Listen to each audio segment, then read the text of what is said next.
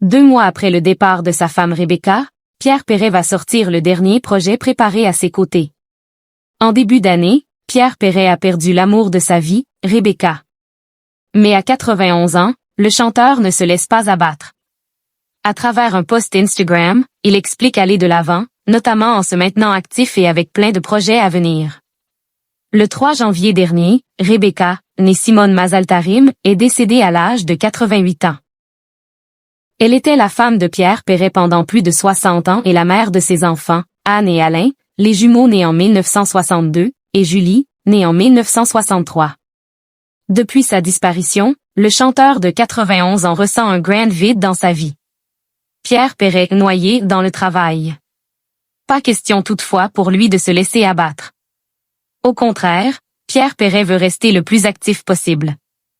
C'est ce qu'il fait savoir à travers un post Instagram publié ce lundi 9 mars.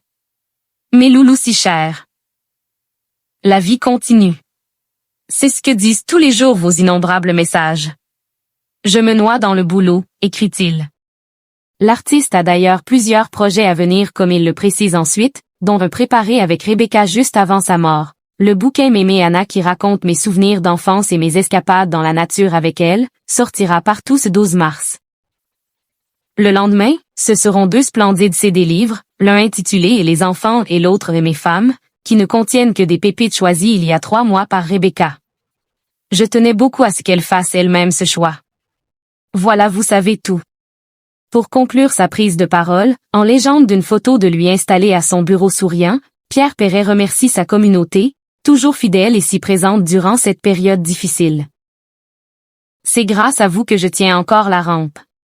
Et que je me cramponne à mon stylo pour vous en broder d'autres, puisque vous avez la faiblesse de les aimer. Rebecca décédée à cause d'un accident.